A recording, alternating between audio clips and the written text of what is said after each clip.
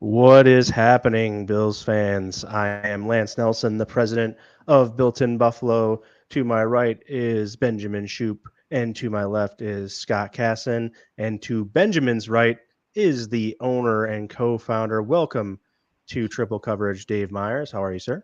I'm good. How about you? You guys doing all right? It's exciting. Exciting times. Fantastic. We got football tomorrow, baby. So I'm pumped. I'm going to be there. I'm excited to get back to the stadium. Always a great place to be. Gonna rock over to the Big Tree Inn. So shout out to those guys or the Big Tree. Great place to be. If you guys are looking for parking spots, you don't know where to park yet, go out to the Big Tree Inn Facebook page, Big Tree Inn OP, and their contact information is on their page. Hit them up for a season pass for parking over there. It's going to be a place to be. You got 97 Rock, the Water Buffalo Club, and more to come with that. So this is Triple Coverage, sponsored by Monster Energy, the official energy partner of Built in Buffalo, and Buffalobillia Sports and More. Go check out the Buffalobillia Sports and More page on Facebook for great Bills memorabilia. You can buy it straight out. You can enter some razzes and things like that and win something for cheap. So go check out all of that great stuff. And now that we've paid the bills, we can talk about the bills. And the first thing we want to talk about is camp being over at St. John Fisher. I have to send out a personal thank you, as I know Coach McDermott's very heavy on thanking all the personnel at St. John's. I just want to say thank you, especially to some of the ushers and medical staff there. As you know, we were there Sunday, and my mother got a little hot in the heat there. They gave her a nice chair in the shade and everything, and took great care of her while I was watching practice. So I really appreciate all of their help, and obviously the staff there is great for the team as well, but also a personal twist on it. So I just wanted to say thanks to them. What do you guys think about St. John Fisher? How do you think just overall you're feeling about the vibes there? Because it's a 1-year deal each year. So you think we see the Bills getting back there next year? I can let maybe Ben go first because I didn't go to training camp and he did, so he can probably give us a little bit of a better insight. Yeah, no, I mean, I think they should go back next year. I know a lot of people love going there. I mean, for me especially, like I think it's a great trip. A lot of people from Buffalo, it's a great day trip that you can go up there, get a garbage plate somewhere and just kind of spend a day up there in Rochester. And they do a great job of making it fun for everybody, all ages, no matter whether you're 5 years old, whether you're 80 years old, you can have fun at the training camp there. So yeah, I mean, I love it. I hope they go back. As much as I love seeing them. Seeing camp at the stadium, it's just a different atmosphere when they're when they're up there at St. John Fisher. I know the players love it too. So I think they should go back next year. I hope they go back next year. They were still one of the few teams that do go away to like a college or somewhere else off their main field for a training camp. So I think it's unique, and I like it. So I hope they go back next year. Yeah, I do too. I also think it's good to, said the team gets away. It's kind of good for team bonding. You heard Josh Allen talk about the guys were hanging out. They were doing like an NCAA dynasty. They were playing board games. It's like a good way to get to know everybody, especially this year when there's a lot of new faces. Where that hasn't been as much the case the past few years. So yeah, I think it's a good way to kind of get away from everything. There's no distractions. You can kind of lock in. Just you and your brothers there for the 2 weeks that you're there, just focus on nothing but football. And yeah, the facilities there are really nice. I played there a bunch in college, so I can speak to that firsthand. So yeah, the Bills do a really good job of making those facilities nice. That then helps the college kids that get to play there during the season. I think like you nailed it. The facilities have been upgraded since the Bills have been going there. It seems like every year. Plus, what it brings economically to that area, like they get so many people coming in and out of in Pittsburgh. So I think it's a great look, and I think, like you guys both said, I think getting those guys away from Orchard Park and getting them confined and almost forcing them to become this brotherhood, which it's funny because this year, seemingly more than the last few years, you've heard a lot about the camaraderie that's being built. With what the guys are doing in the evenings, what they're doing after practice, what they're doing before practice, all going out to eat, playing games, doing all that stuff. So there's there's a lot to be said about how this team has been revamped with all these new faces. Plus, this year you have all the new faces that everybody's trying to get used to, all the new personalities and stuff like that. So putting them all together in this big melting pot, I think it's huge. And I think for St. John Fisher, I think for what it's done for that school and that campus, I think it's something that they'll just keep doing year after year after year. Oh, Lance, you're muted, buddy. I guess amateur, I didn't want to talk. Yeah, that's well said. And I hope that they continue to go. It's weird that they just keep going on 1-year deals, but however they want to do it, I guess, they know what they're doing and it's working out. So hopefully they keep going back. It's a fun place to be. My 4-year-old had a great time with they had an obstacle course set up there. The mini golf was a little tilted, so the ball wouldn't roll in the hole. Kind of makes a 4-year-old upset, but we'll let that one slide. So I thought you were going to say you were just missing all your putts. That would be no. Then my wife and I actually had a date night last night. We went mini golf and got a hole in one. I shot a 24 on a par 22 in the front, and then it started raining and I fell apart in 35 on the back. So she beat me by 2 strokes. So unraveled at the seams there. Great place to be. I enjoy it. It's not too far from Buffalo to drive over there and have a nice day. I got a day off from work yesterday and went out with the family, so always enjoy that. So let's talk about what actually happened there on the fields with the players.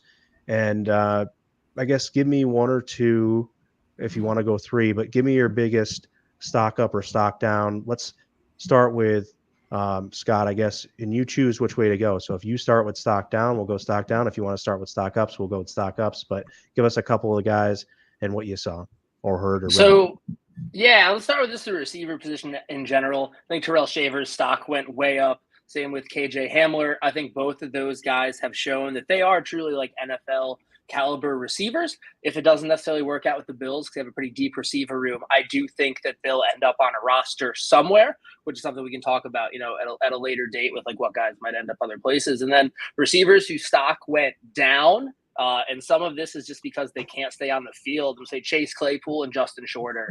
A lot of people, a lot of maybe national media type people really thought Chase Claypool was going to push to be like in the Bills rotation.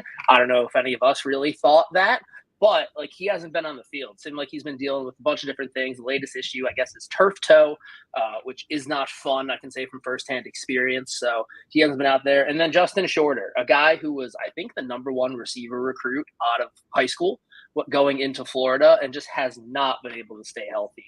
A guy who a lot of people wanted to work out because he's 6'4", he's big, he's athletic, he can block, he's fast. He is like, if you built a receiver in a lab, like a DK Metcalf type, he's that type of body, but just can't stay on the field. Missed all last season with an injury, out for tomorrow's preseason game. Who knows if he's going to be back this preseason at all. So I think that those two biggest stock down just because they haven't been able to stay on the field. And then stock up, KJ Hamler, Terrell Shavers, excited to see. Hopefully those guys are out there tomorrow. I know Hamler, maybe not, but that's kind of what I think about the receiver room as a whole. Yeah, I'm going to start with stock down first. The first one I'm going to go with is just Connor McGovern. I mean, we all kind of heard it a little bit over the past few weeks with especially just the snaps, the struggling with snaps, and I think they'll get it together hopefully by the time the season starts. With they're saying they're staying after practice late to really get it down. He's played in the NFL as a center before, not mainly as a guard, but he's played a good amount of downs as center. So he's one that's been down, but not too much down in my opinion. And then another guy that I want to just talk about with stock up would be Ray Davis. I'm really excited to see, especially with the injury to Ty Johnson that's been going on recently. He's kind of been able to showcase a little bit more. Still is number 3 on the depth chart, but I think that will change very quickly if he even has a half good preseason this upcoming few games here. So Ray Davis and Connor McGovern. I'm going to leave a couple for Dave there, but I'm going to go one more on defense before Dave goes. And then on defense, one guy that I think everybody, again, that's been talking about is Kaiir Elam. Kaiir Elam's been stock up. It's been going great for him so far. A lot of talk about him being that first corner, in that cycle with him, Benford and Douglas. Who knows if Benford can stay healthy? If he doesn't, it sounds like they have a lot of confidence in Kaiir Elam to step up if somebody goes down. So Kaiir Elam is going to be my last guy that's stock up there for the defensive side. All right, so stock up for me is DeMar Hamlin. We have not talked enough about DeMar Hamlin. And I understand injuries have probably pushed them into this situation, but it doesn't matter because he's taken advantage of the opportunity he has.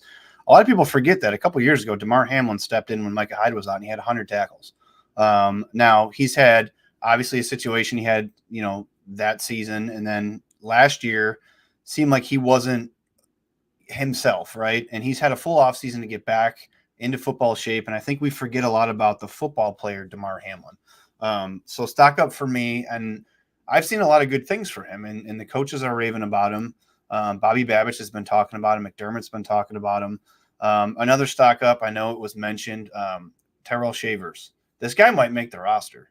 Honestly, I think when you have the stuff going on, turf toe for Chase Claypool, and some other things with the fringe 6, 7, 8 wide receiver guys, I really feel like he might. McDermott has mentioned him twice in press conferences, and he does not single players out hardly ever. So they're high on him, and I think he's come a long way, and he's been making plays.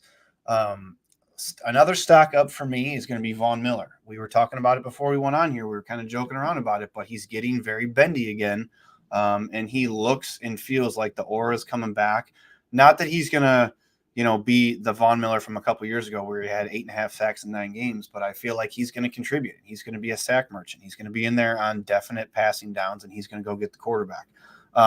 Stock down, Mike Edwards. I think he was brought in to be a starter, honestly, and unfortunately he's had these injuries. He missed OTAs, minicamp. I think he only practiced a couple times. He wasn't out there much in the past 12 days at training camp. He's got a lingering hamstring injury. So that's tough. I'm not going to say stock down, but I think we'll probably get into this at some point, but we started talking about James Cook before we came on here.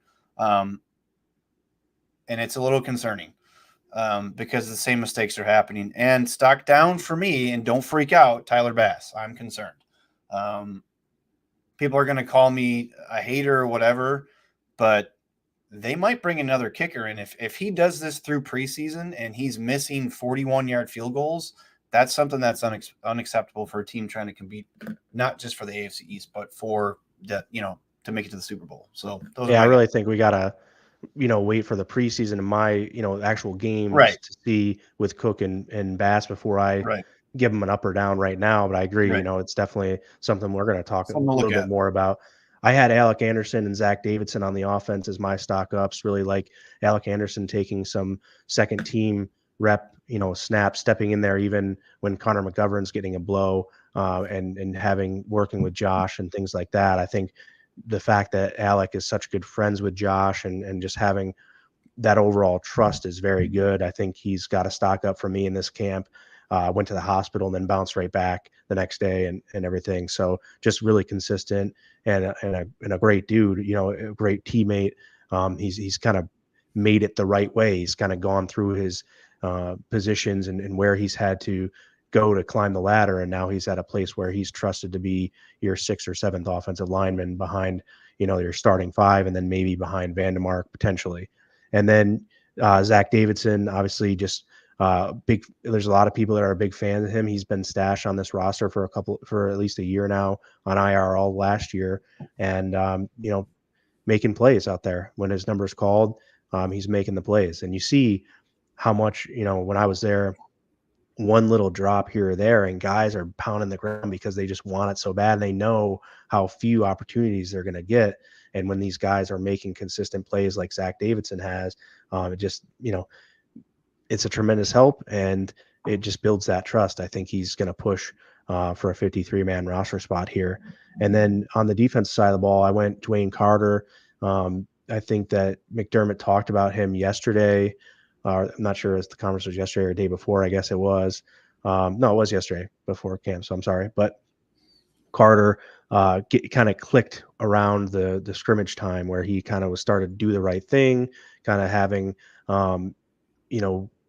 feeling comfortable and showing the coaches that he's in the right spot at the right time. And then Dwan Smoot is just so versatile. I think he's got a stock up for me because he's going inside, outside, and it's tough for linemen right now because the pads aren't on. But kind of going to link into what I'm going to watch for in the Bears game, and we'll talk more about that later. But those guys have the stock up so far. Let's just go through a few of the injuries here. We have Mike Edwards, Cole Bishop out, Nick Morrow, Ty Johnson, Travis Clayton, Eddie Olafosho, Chase Claypool, Daquan Jones, Casey Toohill popped up with a groin. Justin Shorter now has a knee, I hear. So those guys all will not play in the game on Saturday per Sean McDermott. And then you had Mac Hollins with leg soreness. Will be a decision. I haven't heard one way or the other yet. We'll see on that. And KJ Hamler was being evaluated as well as of yesterday. Haven't seen necessarily an update on that, so we'll have to see where Hamler and Hollins come in. But effects on the roster spots with injuries. We talked about how DeMar Hamlin's getting all these reps now because Mike Edwards isn't there. And is there other spots that you guys think guys are taking away from the injured players other than, like we talked about, Mike Edwards? So where do you think those roster spots are that are maybe affected by these injuries? Yeah, I mean, I think number one, you got to look at Justin Shorter and Chase Claypool when it comes to the receiving room. I mean, there's already been so much talk. Claypool got a lot of hype a little bit ago, right before training camp.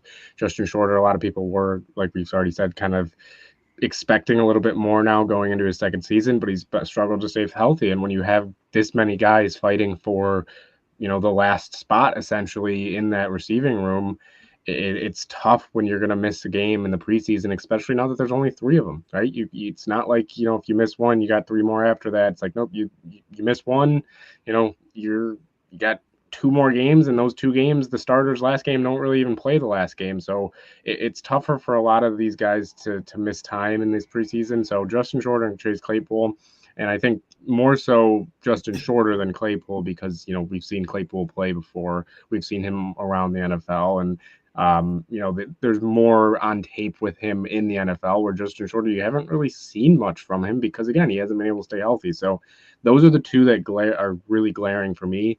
And then, Casey Toohill, we'll see if that really affects him a ton with his injury. And then Ty Johnson as well is another one to keep an eye on, especially if Frank Gore can really have a good preseason.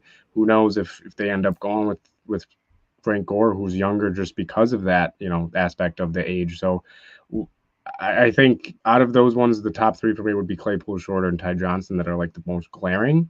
But especially Justin Shorter, he really just needs to be able to get on the field if he wants to make this roster. Yeah, I think a big guy missing, you mentioned him there, is Casey Toohill. He's somebody that was going with the ones a bit at the end of last week's red and blue scrimmage. But he is kind of on that roster bubble, and especially on the edge, we're really deep. So him not playing, maybe a guy like Kingsley Jonathan can step in and he can have a big game. We've seen him make plays for the Bills last season. That London game, he damn near kept us in it. Like, he forced a fumble and had another big sack. And then Javon Solomon, trying to make the team. He probably will, but getting extra reps here now with Toohill out. So as a guy with not a lot of guaranteed money in Casey Toohill, who only really has like half a season of really good film, he needs to put up all that he can in the preseason here with the Bills, especially with the Bears playing their starters. If he gets in, early in the game, he can really make a play and try to cement himself on this roster. So I think him not playing is a pretty big deal, especially for, his roster hopes. I think that the safety position is something we were all concerned with heading into the season, and then obviously end of the offseason, I should say. Then the Bills obviously drafted Cole Bishop. They signed Mike Edwards. They brought back Taylor Rapp. Still have DeMar Hamlin, but Cole Bishop missing 4 to 6 weeks is going to be huge for this team, because he was starting to come on as the practices were stacking. He was getting runs with the ones. I think that's going to put him way behind the 8 ball as far as how he progresses throughout the rest of the season. That's if it's 4 to 6 weeks. That's just a guesstimate right now for his injury. Mike Edwards, I'm not sure, what's going on if he's going to see time. I don't even know if he's going to play tomorrow. Honestly, the way that Brandon Beane went about filling the spots by bringing in, veterans instead of signing a big name guy off the street, there's certainly guys still available. Also leads me back into my confidence factor that they have in DeMar Hamlin, and obviously in Taylor Rapp. So the injuries at receiver, Chase Claypool, I don't know what he's going to be able to do to make his way back onto the roster. He had a really good spring. I think we were all talking about how good he looked in practice, but he hasn't practiced in quite a while with that turf toe injury. And I'm not sure, with the defensive end position, it's all about how they want to structure this team and with how many defensive linemen they want to keep. They kept 11 last year. How many do they want to keep this year?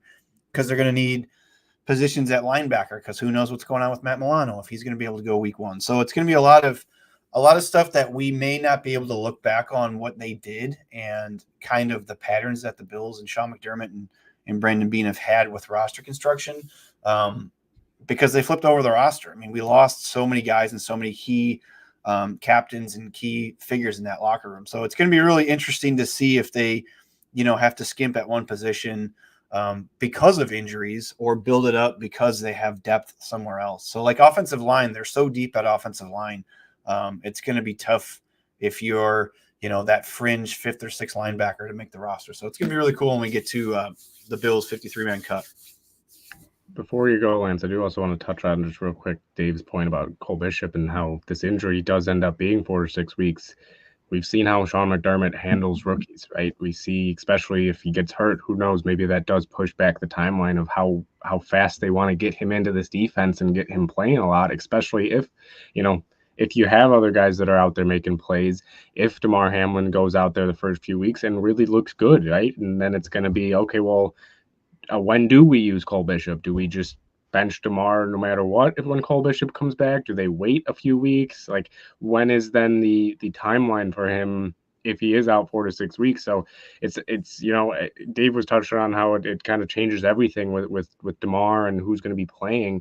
But if anything, it's also gonna be like how is Cole Bishop going to be handled? Because Sean McDermott, I know it's been up and down when it comes to rookies, but rookies getting off to injury is not the best. We saw how it was with Terrell Bernard. He was injured, so they kind of didn't really play him too much his rookie year. And then obviously second year, they had to kind of play him, but it's just, it's kind of confusing how McDermott handles rookies. And I don't know if Cole Bishop, this will affect him or in a good way or a bad way, because who knows how they'll think of it.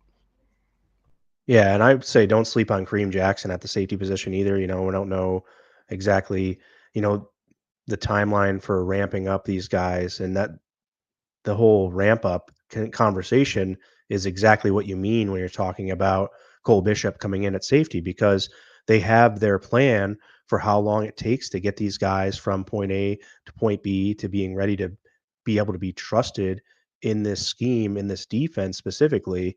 And if you're not there to start at point A, how many leaps and bounds can you take to get to point B before you're placed into the game action? I don't know. It's going to probably depend a little bit on performance of the guys behind you. Are there other guys that are just struggling and your presence is needed, or how many guys actually can play better than you? And if you're the best one we got to put on the field, then it's obvious you're going to be plugged in there as soon as you're ready. But McDermott, like you guys mentioned, has his ways of ramping guys up and getting them to a point where they're trusted and ready to play. So that'll be interesting to see how long that is once Cole Bishop comes back. We kind of went through some of the position battles, and we can talk about it more. It kind of leads right into affecting the roster spots. And you talked about Hamlin. I think KJ Hamler getting a nice run with some of these guys out. And he's listed as a primary returner right now. His speed is something that's been mentioned in the press conferences that people like. The other guys, D-line, Dwan Smoot is very versatile. I think he's a guy that I'm going to watch, especially in the preseason. How effective can he be, and how many different places are they putting him? Because he can rush from inside and out, and fill a very good role. You could have, AJ Epinesa, Dwan Smoot, Ed Oliver, and Von Miller kind of defensive line attack, and they can also stand these guys up. And you see a lot of Von Miller in camp dropping back and doing some things from the stand-up position. How much can he actually play a role outside of that niche or niche, as fancy people say, pass rushing sets. So, I think for position battles that I wanted to talk about, and how injuries may affect it, but I think Dwan Smoot and KJ Hamler definitely are two where I'm going to be watching to see how much they can take advantage of those injuries and see where they can go. Because now with Hill hurt, that's one less guy really competing with Smoot. I think he's well ahead of the Cameron Kleins, Jonathan Kingsleys, and those guys on the roster. So Hill was the other kind of veteran guy maybe in there trying to compete with him. And not to say he couldn't still do that and get healthy and play in some preseason games to see, but I just think that one definitely helps Dwayne Smoot. Do you guys have other position battles specifically you want to talk about? I know it was kind of mixed in there, but I guess I'll give you the floor first. And Dave, we haven't really started with you, so if you want to start out and just give our two position battles that you're going to be looking for here, either ones that you saw throughout camp or ones you're going to be looking forward to as they take shape into these games. Well, I mean, obviously RB2, Shoop talked about Ray Davis. With Ty Johnson in this lingering injury, Ray Davis might get a bulk of carries tomorrow. So that there's an opportunity. I know he shined in practice a lot. I just want to watch the wide receivers. I just want to see the guys that we really don't know. Like I want to see Keon Coleman. Can he handle press coverage? Because apparently he's had issues with that. I want to see, these guys that are trying to, actually make the roster, like Terrell Shavers. I want to see what he's got. If Hamler's going to play, I want to see what he's got. Like, I just want to see – first, I want to see what the offense looks like, how these guys are going to be used differently, how Samuel's going to be used differently, all that stuff, because we know the starters are going to play. And I know that's part of the show, and we'll talk about that in a bit. But as far as that, I mean, I think we know what to expect from the linebacking core. I mean, yes, we want to see what Milano looks like. He's probably not going to get too much run. I think we know what to expect from the defensive line. Ed Oliver, Daquan Jones, we know what to expect from those guys. The cornerbacks, Rasul Douglas and Christian Benford, we know what to expect from those guys. So, I mean, there's not a lot of pieces to where we want to see what the depth positions look like until we head into probably a full game of just the 2s and 3s playing. And then guys are going to, start to push forward, because I don't think tomorrow's going to tell us a ton, because a lot of things are going to be new. We're going to see a lot of new things. We're going to see a new offense. We're going to see different guys playing safety for the first time in, 8 years. So that'll be interesting to see how those guys. But with that, you got to take everything with a grain of salt too. It's the first game. It's probably going to be a little sloppy, even for the starters. It's the Bills playing against somebody that's not the Bills. So it'll be interesting. I'm selfish. I want to see what Josh Allen can do with different receivers, and hopefully they have some extended drives when he's in there, and we can see what the different guys do and where they line up and all that type of stuff. And we'll get into why I don't think you're going to see that tomorrow, though, in a little bit. Yeah. I mean, if anybody saw my tweet, I'm not a big fan of Josh Allen actually playing at all in the preseason, but if he has to, okay, fine. I'll find a positive out of it and see what this offense looks like. So that's about it for me. Yeah, I'm not sure if there's like specific battles that I'm like super intrigued about. I think more of it for me is, how is Brandon Beane? What is he going to prioritize with this roster? That's really like, when you look at it, you look at receiver, tight end 3, wide receiver 6. How many wide receivers are you going to keep? How many tight ends are you going to keep? Like, to me, that's the more interesting part, to see like if Hamler has a good preseason, are they going to prioritize then keeping another receiver? Or what if Hamler only shines as a returner, or Hardy only shines as a returner? Does that make it harder for a guy like Hamler to make the roster? Or are they going to prioritize having a good returner? Are they going to prioritize keeping more running backs? Like, that's really kind of, for me, the battles that I'm interested in seeing is what shines to Brandon Beane and Sean McDermott. What are the qualities that they're going to be looking for? Because for the past few years, it's been, okay, who the starters are going to be.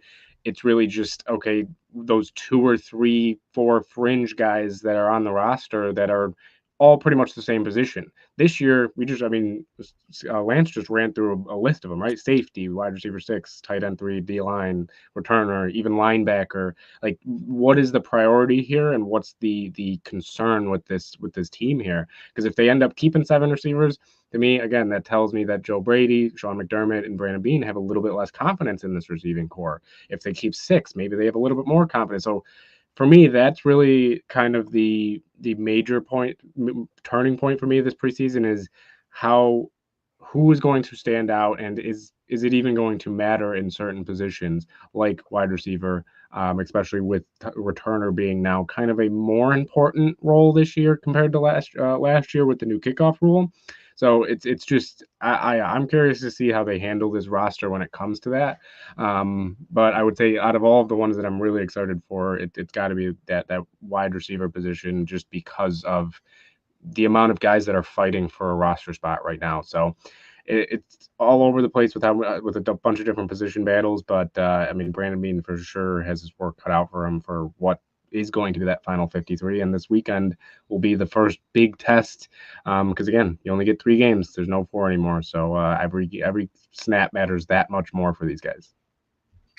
Yeah, the Bills are in a good spot. They have good starters. They've been a good team. They're very deep. There's really only maybe 3, 4, 5 roster spots that are really up for grabs. So I'm really excited to see kind of the second, third, maybe the fourth, probably not fourth quarter tomorrow, and then in the next preseason games. So I kind of see those depth guys, especially at the cornerback position. Our first 3 corner, not counting nickel, because not including Taron Johnson in this discussion, but the top 3 corners of Douglas, Benford, and Elam are all locked in. Like, those 3, unless something crazy happens, aren't going anywhere. Like, is it finally time that Jamarcus Ingram makes this roster? It's been a guy that's been on the practice squad the past 2 seasons, gotten called up a few times, and played well. He ended up playing like crunch time minutes of that Dolphins game 2 years ago when it was crazy hot, and he played well. Like, he gets called up and he does well. Like, it kind of feels like it's about time he either makes this team or he says, hey, look, I can definitely go make a roster somewhere else. I'm not just going to stay on your practice squad anymore. And then after that, I know corner has been a position that we've kind of questioned. Kenny H. Lovely, undrafted rookie, not really sure what to expect. Daquan Hardy, I know he's more of a nickel. Does he make the team as a returner? Do they think they can put him outside? Probably not. Then Dave's guy, Cam Lewis, can play corner in a super pinch, but we definitely don't want that. So excited to see if Jamarcus Ingram can make some noise this preseason, cement himself on the roster. And the way that the Bills like rotate corners, a guy who could probably play some meaningful snaps this season. So excited to see what he can do this weekend, and then through camp. Camp's over, through the rest of the preseason. Yeah, for sure. Well, camp's not over. It's just moving to Orchard Park, right? So that's what they say. But yeah, the part at St. John Fisher is over. And all right, let's get into some more direct topics here. Do you guys have concerns with James Cook's ball security? Yes. Catching, running. Yes. And what does that mean for a Yes. guy like Ray Davis in his role? Rip it, Dave. You want me to go first? Yeah, go for it. So you own this thing. So I love James Cook. I'd let James Cook all day long, and I think that he blew up so big last year. When Joe Brady took over, they finally figured out how to utilize him. I mean, you can go back to, obviously, the Dallas game. You can go back to the regular season game against the Chiefs where he had that beautiful pass right down the seam. But there's also games like against the Eagles where he dropped a wide open touchdown running into the end zone, and there's a couple others. When camp started, it didn't seem like it was getting enough push that these things need to be addressed. And then as camp kind of went along, I feel like the last 3 or 4 days, it's like what everybody's been talking about, that he is fumbling. He's like Christian Benford knocked the ball out. I believe it was yesterday. A couple days ago, he dropped 2 passes. One was he was wide open going into the end zone. So we know how Sean McDermott feels about ball security, right? And this is something that I don't know how much protect the ball drills you can do to where it might become a liability at some point. I'm not talking about the fumbling. I'm talking about the drops, because we all know that Joe Brady wants to use his backs out of the backfield. And we all know that James Cook, when he does catch the ball, he is hard to tackle in space. So that might get some opportunity for Ray Davis when it's a third down passing situation. But I have the utmost confidence in James Cook to carry the ball and get yards and do his thing. But the drops, it doesn't seem like it's going away, and it's a little concerning. I still think they trust him. I still think Josh trusts him. So hopefully he'll get some reps and this will kind of go away. But I'm trying to think. I was talking to Akeem yesterday. Has there been a back or a wide receiver that their first 2 years had drop issues and then it kind of went away? We were trying to figure out if that's something that it's first couple of years in the NFL, like if this is just something that it kind of goes away. And we really couldn't come up with one where, they had the dropsies early on, and then it tapered off. So I thought that was something interesting that we were talking about. But I think he'll be okay. It's still concerning, and it's still something that's going to be in the back of my mind. And I don't know if I'm the only one that thinks that, but that's where I'm at with it. Yeah, I agree. It's one of those things that, like you mentioned, it's only his second year. Last year was his first year as the future back. Like, oh, we had some drops last season. He had some fumbles last season, but he'll work on it in the offseason, and he's still young. Like, it shouldn't be a problem going forward, at least you hope. But we're 2 weeks into training camp, haven't even played another team yet, haven't even had a joint practice yet, and it's already a problem. And especially, it seems to be a problem in big moments. Like you mentioned, dropped that touchdown going in against the Eagles. He dropped one going in against the Chiefs in the playoffs. Dropped another touchdown as the half was expiring against the Dolphins. And I don't believe we ended up getting any points out of that. So we went from going up at the half and said we were down because we got no points out of that drive. So they happen at just like the worst times. If he dropped a screen pass on 1st and 10 from the 30, I don't know if many people would notice. But the guy just has a knack for dropping touchdowns. So, yeah, it's definitely something that I think is concerning, especially like you mentioned, how much Joe Brady wants to use the backs. And there's been talk of Josh Allen getting hit less this season, something they talk about every year. But quarterbacks who aren't super mobile or don't run as much look to check the ball down instead of take off. So the running backs could be using the passing game a lot this year. Instead of Josh scrambling, maybe he checks down to the running back. So I think he's going to get a lot of targets this year. I don't think that number is going to go down. So he's going to have to figure out a way to hang on to the football, or he might not be in there in passing situations. And then it's kind of a big tell to the other team what may be coming. So yeah, definitely something that's area for concern. We'll see once the season starts. Maybe he's just a guy who needs the bright lights to catch the ball, but either that or his dad has to come duct tape it to him and hit him with a lamp like Friday Night Lights. But yeah, definitely something that we're going to have to monitor going forward, because he's going to be a big part of the offense, and he's going to need the football to do that. Yeah, I mean, he's targeted 62 times last year, had 52 catches. So, I mean, 84% catch rate, and, 7 drops, as John pointed out in the comments. 12% drop rate's not great. And I think it's more of the moment. I think it's the same thing when you talk about him fumbling the ball. It's okay, first play from scrimmage in the Broncos game, he fumbles the ball, gives them an extra series right away. I mean, that just flips the momentum. So these things, it's not about necessarily the quantity, but the quality or the timing in which he does this stuff is, and I know there's not really any good time for any sort of drop or a turnover, but I like how I heard it today is like, Josh Allen actually, love him to death, but he does put the ball in harm's way enough that these other guys on the team kind of need to be relied upon to not do that as well, because then it just becomes more of a hill to climb up, and that's just sometimes too much for this team. So I think, ball security from our runners and, hands on the receivers are going to be pivotal to the success. But I think for me, I don't have a huge concern, because I just think, like, yes, the moments that he did drop those were unfortunate. He did, I saw him, he was inside the 5-yard line at camp, dropped one in traffic. So, but he also got a wheel route and caught one over the corner, 46. His name is escaping me right now. But, beautiful catch over the cornerback. So, you just have, like, he's got a lot of skill. It's just a matter of, timing and play. It's Jamarcus Ingram, that he caught that ball over. So I really don't have a huge concern because I think he's going to outweigh, his positives, and his net uh, gains are going to outweigh, those drops and those losses that he might have. I'm really back and forth on James Cook with this issue in general, right? It's in college, didn't fumble a single time, didn't put the ball on the ground a single time in college the entire time he was there. Obviously, we know first play of his career, first touch of his career in the NFL, he fumbled. And it's just it's been that ongoing issue again. Like Scott said, we thought at the end of last year, okay, he's young, it's easy. A lot of them are concentration drops. A lot of them are just, they're not like they're getting punched out from behind all the time. It's just random, like he dropped a ball randomly once while he was running, nobody touched him. Or it's nobody's within 10 yards of him and he drops a ball because he's starting to go into the end zone before he actually has it.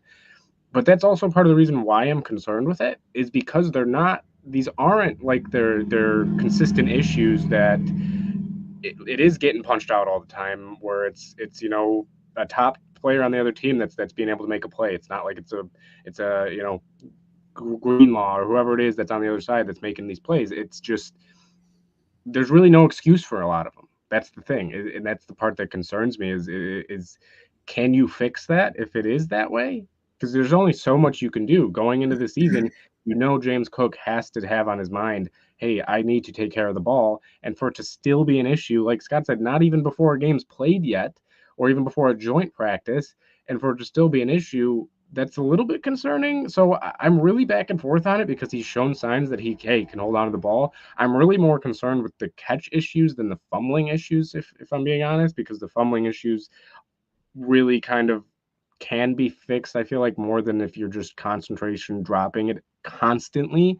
Because as even Dave said, there's not many guys that kind of get over those concentration ones where it's like, they should be catching these, they should be reeling these in. So I'm really just back and forth with this issue with James Cook. I'm a little bit concerned. I'm not gonna, be super concerned until it's week 1, 2, 3, into the regular season that he is consistently dropping the ball again or consistently putting the ball on the ground. But it's definitely something to keep an eye on, especially if Ray Davis has a big preseason and can hold on to the ball and can do pretty much everything James Cook can as well. So I'm really back and forth on James Cook's issue, hoping it's nothing. But if it gets to weeks 1, 2, and 3, and we see him even put the ball on the ground, maybe even once, then it will start being an issue for me. At least more of a prominent issue for me. During the regular season or preseason? Oh, if he does in the preseason, that will be, I think, even more concerning, to be honest, because it's, these guys, once you get to the regular season, it's everybody's going now. It's full gear. And, not to say that they're not going full gear in the preseason, but at least the ones necessarily aren't going as hard as they might than they would in the regular season. So honestly, if it's the preseason, I think I'll be even more concerned if he's putting the ball on the ground, because again, he should be putting an onus on, I need to take care of this ball, and I need to show for at least majority of the season that it's not going to be an issue. Yeah, one thing Alan talked about in his prep. Go ahead, Dave. I just want to jump in real quick. A couple things. You were talking about Ray Davis. You know what Ray Davis does really good? Blitz pickup. It's been like preached all training camp that this dude's a beast at. So I just wanted to equate that. And another thing, if I don't know, Lance, if you could put that comment up from Roy Collins about his featured, he wasn't a featured back. We still have to think that he has not gotten the touches that a lot of these even 2 and 3 year running backs have had. He was hardly ever used in college. The first year he was here, he was the second RB. Last year was the most touches he got by far. So we have to hope it's that repetition will finally catch up to him, and it'll make these dropsies, because when he drops wide open passes, I hate to say this, but I think of Gabe Davis. Like, Gabe Davis made so many incredible catches for this team. He made so many incredible memories and plays where you're like, holy cow, look at the sideline catches, the game against the Chiefs, all this other stuff. But then there was passes that just went right through his hands in crucial moments. And that's the thing. Like, is he a player where it's like it's 50-50? Like, is James Cook going to be this guy that's going to give you a couple really wow plays, but then when you really need one, is he going to be able to come through? And it's I don't think it's to that point yet with me, but I think it's getting there. Like it's getting to a That's point the where interesting thing was with Allen too. When you couple him with Allen, who has that right.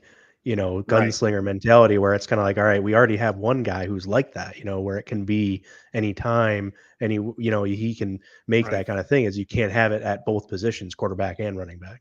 If you're running wide open into the end zone, and you're probably wide open because they didn't expect a running back to run a wheel route or whatever it is, you have to make that catch. I don't care if it's raining, if it's snowing, if it's cold, if it's 105 degrees in Miami. I don't care what it is. You have to make that catch. If you're a tight end, a running back, a wide receiver, whatever. So I'm going to stay positive, and I'm going to think that he's going to turn it around. Yeah, and part of it too, Allen was saying in his press conference that, we're going to get the mistakes out now. Make your mistakes right now, and then come time to go, you got to be ready. So I don't know. Like you mentioned, though, the concern is, can you just turn it around? Can you just flip a switch and be automatically, all of a sudden reliable and good if you're not in the preseason and you're not right now? And that's the concern I think that everyone might have, is that, like, all right, are you going to be able to elevate your concentration, elevate your level of play to such a level that, these things are no longer an issue in the regular season? And it's always, the thought of you play at like you practice. So if you're doing it in the practices and in the tune-ups, how are you just going to flip a switch and not do it when the lights come on? And we'll see what comes to fruition. Obviously, it's something we can't say until it happens.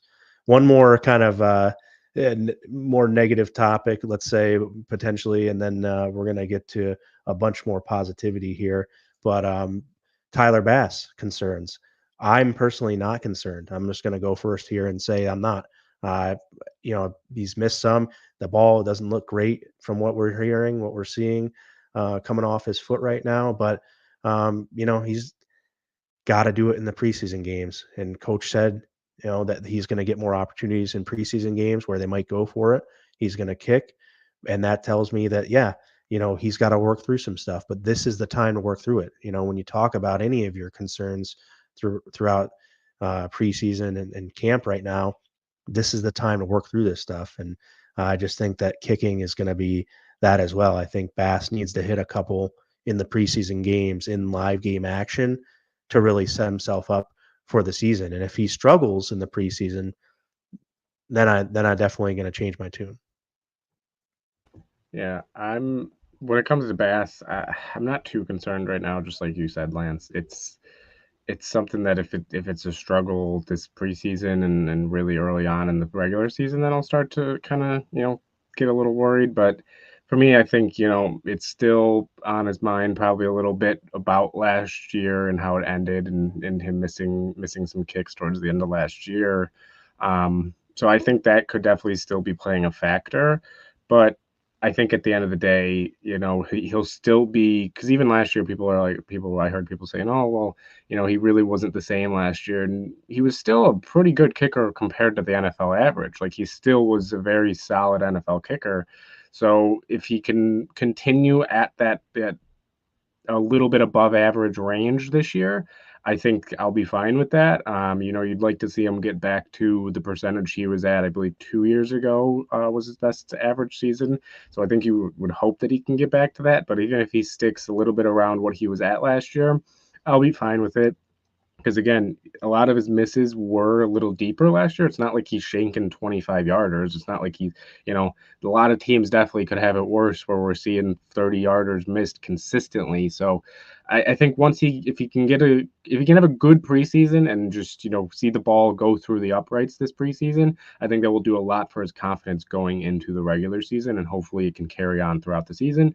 And we don't have to talk about potentially cutting him at the end of the season, and still liking Tyler Bass being on this team. And hopefully I can start calling him the Bassmaster 5000 again, but he's got to earn that one. So yeah, the 120 to 29 yarder he did miss, though, was in the playoffs, and that's the one concern that I'm going to probably have, but can't cross that bridge till you get to it.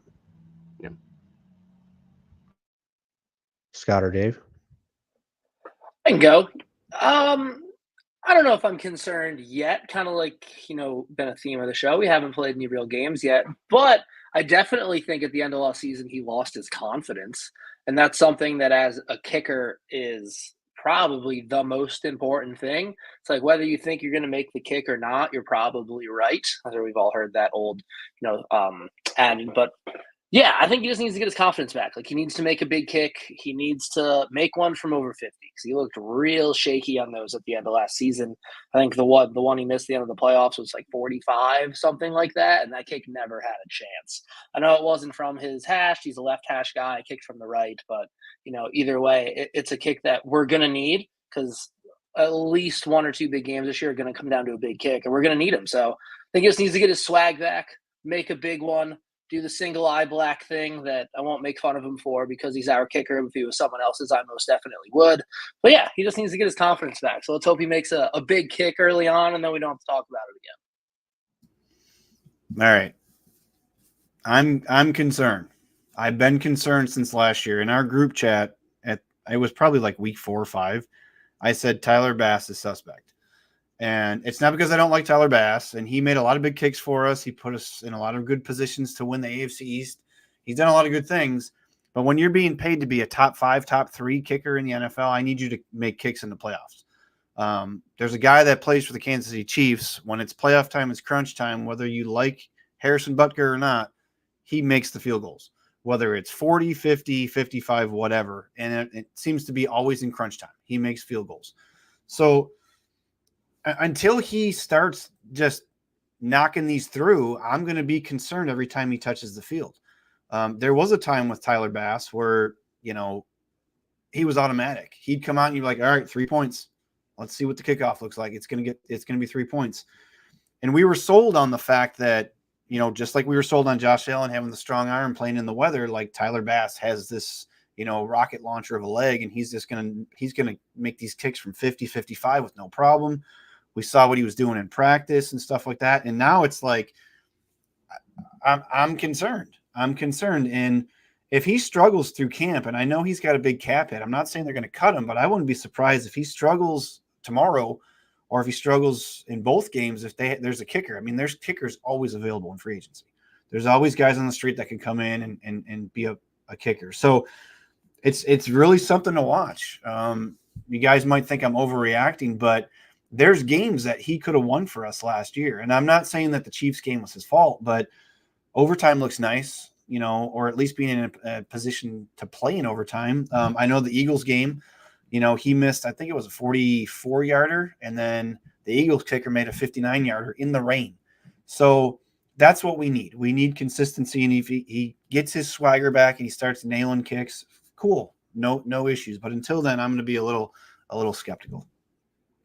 Yeah, I mean, he did well through the first 5 weeks, 4 weeks. He didn't kick at all in the Jacksonville game, except for extra points. He only missed 1 extra point. So let's talk. I mean, obviously you shouldn't miss any, but I think 56 out of 57, 98.2%, pretty darn good.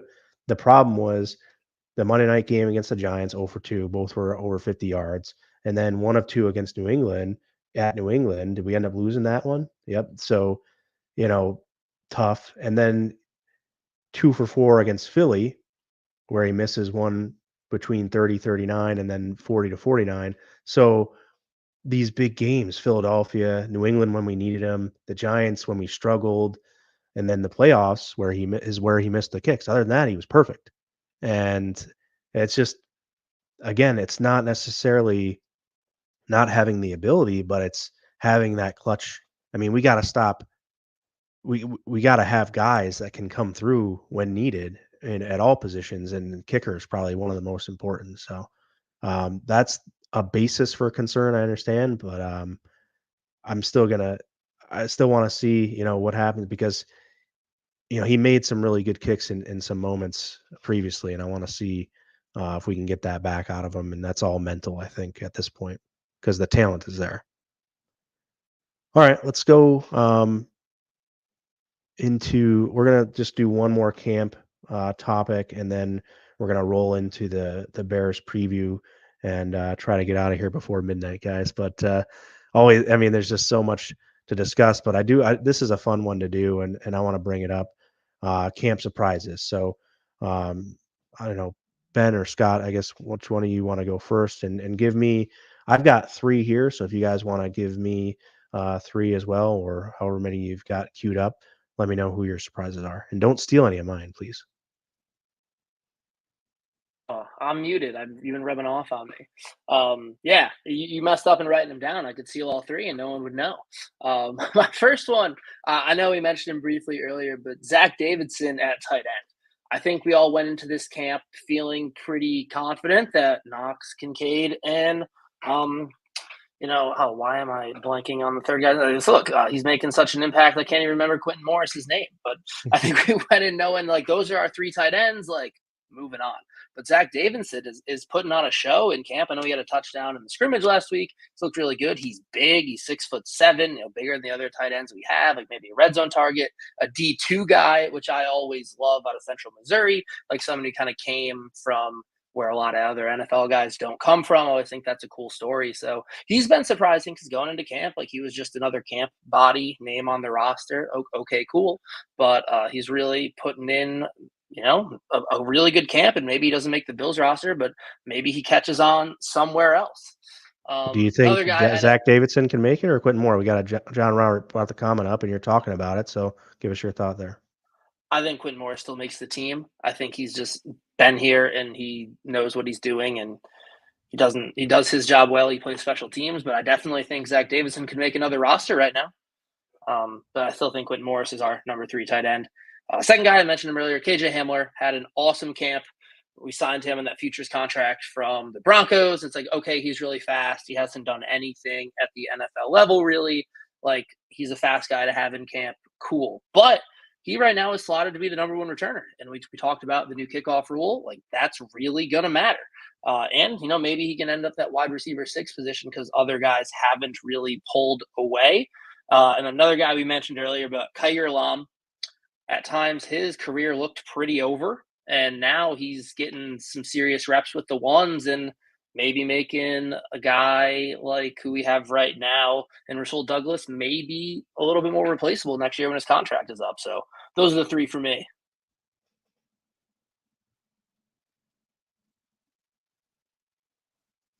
Unmute yourself, Benjamin. We want to hear you. I was trying, but my computer just glitched out, but we're good. So yeah, I mean, I'm only gonna go with 2 just so Dave can potentially have some there. I got nothing left. Okay, I was gonna say. So I'll take 2 though, still just to keep it. I got first one, I guess, is surprising in I think a negative way, and that's Marquez Valdes-Scantling. I think a lot of Bills fans had a little bit of more higher expectations when it came to him, but it's been a little bit up and down with him this camp. We got to talk about that a little bit, and I don't mean to. I'll let you finish, but I'm definitely gonna not let that one slip by. I think we need to have a discussion, but finish up. Yeah, I mean, I do think he still makes this roster. I think he's a guy that you've seen around the league. He's came in big moments. I mean, even last year for the Chiefs, he was the guy that was in big moments. He was the one stepping up, especially in the playoffs. So I think he still makes this roster just because of the lack of veteran weapons right now, at least that are I mean, Claypool hasn't really been able to practice. I think that hurts him. Samuel, even though everybody knows he's making the roster, he's again had some drops in the preseason or in camp, which I think won't be a problem once you get to the regular season. But if it is, you want another guy that can step in there that's been around the league, that knows the league. So I think he still ends up making the roster, but it's been a little bit up and down for him this year. So he's one guy. And then before we get back to it, I'll just talk about Damar Hamlin. That's the other one that to me really surprised, I think, me and a lot of people. I mean, when we did our roster prediction, 3 months ago at this point, I don't think any of us had him making the team. I think we did talk about it. Yes, it could have been a possibility, but none of us had him making the team. And, now it's looking like he's easily a lock to make this team. Like there's not a chance he doesn't make this team. So he's a guy that I think has been shocking people. I know people around the league still think it's just because of what happened to him that he's playing with the ones. Like, no, he is legitimately playing good football right now, at least in camp. He's getting back to maybe not what he was before the injury, but he's getting close to it. So it's just one of those things with Damar Hamlin that it's nice to see, and it's not something that nobody, I think, expected. I think everybody thought his time in Buffalo was coming to an end before camp started. Yeah, and one of the things, I guess, if you can be thankful for an injury, if that's a story we get out of it, having Bishop and Edwards down, that's not the worst thing. But MVS, look, I mean, and this is going to be my take. You guys can give your thoughts on it if you'd like, but they have a plan with MVS from the beginning. They're going to give him X amount of reps, bring him along, make sure he's coming along at the pace they want. I just talked about earlier with the safeties, how McDermott's plan from A to B is what it is, and they're sticking to it. So people wanted to see more of MVS right away, where they didn't want him to be there because he wasn't ready for the reps yet, or he hadn't, done the work in the background to get to a point where they're going to put him in those positions. And there's other guys that, were deserving. So they know a little bit more about what they can get from a veteran like that. And they're working their process to get him to a point where he's going to be in reps. And then when I was there, he's taken plenty of first team reps that I'm seeing. So, I think it's just a part of the plan, and people were taking that and running with it. I just think, as you get into the preseason here, you'll see him getting reps with the ones, and we'll see what he can do. But I think maybe the surprise was that he didn't start out right away at the top of the line, or more towards the top of the line. Yeah, he also missed Josh OTAs. Oh, sorry. Go ahead. No, go ahead, Scott. It's fine. I just had one quick thing on that before we steal everything you were going to say. Yeah. So he missed OTAs, and he's a vet. He doesn't need as many camp reps as a lot of our other receivers who are younger. So yeah, like you said, I think they have a plan for him. He's going to be the deep threat option on this team. They're just kind of bringing him along at his speed because he's a Super Bowl champion. He's been around the block a few times. He knows what he needs to get ready. So yeah, I'm not as concerned with his role in the offense as I think a lot of other people are. Yeah, I second that. I mean, Josh even said it in one of his pressers a couple days ago. Like he missed OTAs. He came in late in the process, no pun intended. And it's not going to take much to get him up to speed. And if they don't want to run him with the ones, they're not going to run him with the ones. They want to get the guys that they're taking a deeper look at. MVS's contract has got him here this season. If we like him or not, if we think he drops too many passes, if we think he's the next coming of Gabe Davis, whatever it is, he's going to be on this roster and he's going to make an impact on this roster. I firmly believe that. And my surprises aren't really surprises. I'm excited. I should say Keon Coleman has, I don't want to say surprised me, but it's very encouraging. And it's just another feather in Brandon Beane's hat about not wasting a first round pick. And I think that's the guy that they wanted all along. You could say what you want. You could say that I'm full of, what, I think that's the guy that they targeted once the draft got into the 20s. I think that Brandon Beane said, what do I got to do to acquire more capital? I can take him on day 2. I'm not tied into him for a first-round contract. I don't have a fifth year that I have to give him, and we'll see what happens. And he's been making plays. And another one, not surprising, but very encouraging, is how freaking good is Dalton Kincaid? Everything I saw from just the film I saw, the reports I saw, he catches everything, literally everything, and he's making plays constantly. Not so much a surprise, but I feel like he's going to put himself in that top 5 tight end conversation this year. So couple things there for me. Before we move on, I just want to touch on MVS one more time here. Sure. The other thing, I got a couple of surprises left too. So yeah, the other thing for MVS is he's good to have in the locker room, not just because he's a veteran, but he's played with 2 of the greatest quarterbacks of all time already. And I know Patrick Mahomes did. People might say that's premature. I mean, he's already one of the best quarterbacks, at least historically, accomplishments-wise so far. And then he's played with Aaron Rodgers. Even just having a guy like that has been able to play with top-tier quarterbacks and now goes to a third top-tier quarterback to be able to say, hey, Keon, this is, you're younger. This is what I've learned from Patrick. This is what I've learned from Aaron. Like, it's good quality to have that in the locker room.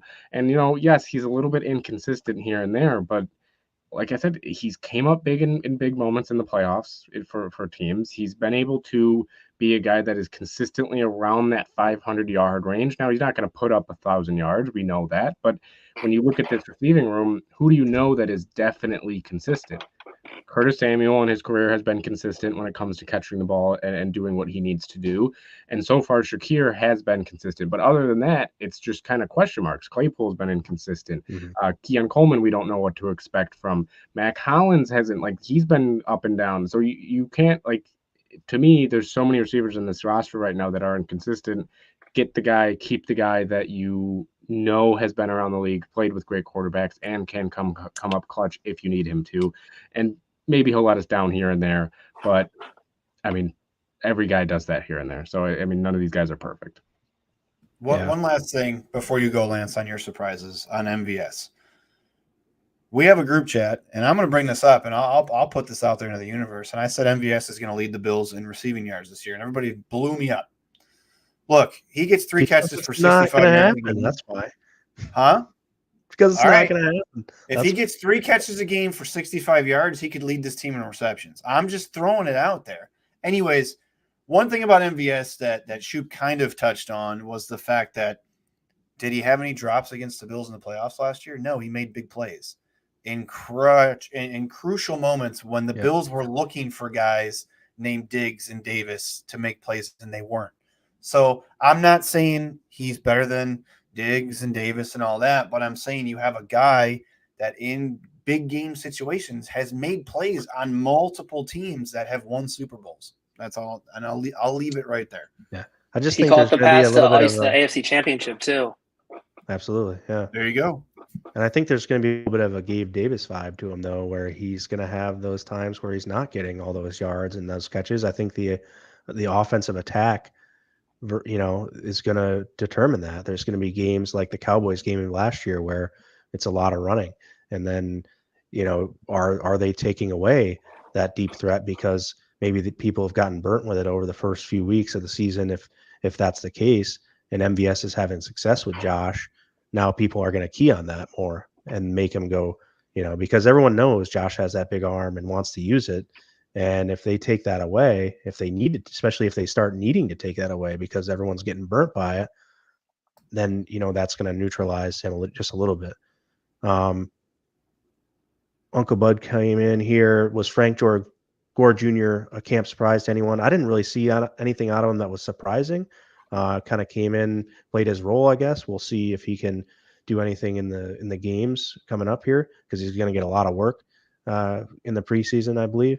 So we'll see how surprising he can be in the games. But in camp, nothing that stood out overly to me. And Ben mentioned Mac Hollins. I thought he was a big surprise as a wide receiver. He come in, that he's going to do his work on special teams. He's going to work hard and be that steady piece. But he's come in and just the way he's kind of taken over, he's just kind of embraced everything. Everyone's embraced him as well. And then for whatever reason, this is burnt into my mind. He catches an out route on Christian Benford at camp, and Benford's really good if people don't know that, and he's covered a lot of good receivers last year and in his career. So Mac Hollins catches this out route on Benford and gets in his ear, and you just see how he's trying to see how he can get to people because he hands Benford the ball. Benford winds up and chucks it right at Mac's backside. And it's just that moment there was such like, Hollins is doing his work, even though, it's not like something anybody but me, I guess, is going to talk about. But I think that he's there preparing these guys, for certain situations in games. And I'm sure that's going to be a big teaching point for Benford. It's like, okay, you got beat or whatever, but, we can't get a 15-yard penalty in the game. You can't be losing your cool. This is a training camp practice, whatever. And Mac, played it out. As soon as he got hit with the ball, he throws his hands up, looking around, trying to, because there were refs there at the time and things. So I just think that, that's a little nuanced thing that Mac Hollins brings to the table. And with the skill to beat Benford on the route as well, I just think that that's, a surprise. And I think as much as he's been talked about, by Allen and company, that's also been surprising to me. So I think overall, just how Matt Collins has kind of taken some of this locker room and some of these people's attention and getting praise from them is a big surprise. And then, Von Miller looking like he's back. I think that's something I'm trying to not get overly excited about, but I just can't help myself because he does look so good. And, I can't help but to think that he's got double-digit sack season in him here, at least this year, and maybe not multiple seasons with that production, but I think in this year, coming off, what was probably pretty embarrassing for him, and I think he's going to have a huge chip on his shoulder this year. I do see him dropping back at times and things from the edge, and I think that people are going to be a little bit surprised at how much he's utilized outside of just a simple pass rushing set. And I don't think he's going to be tied down to just obvious passing situations. I think he's paid too much and can be too helpful of a player to just be passing only type of player. Maybe they're going to start him that way to keep him fresh, but I just think he's too big of an impact to sit on the bench that much and be specialist.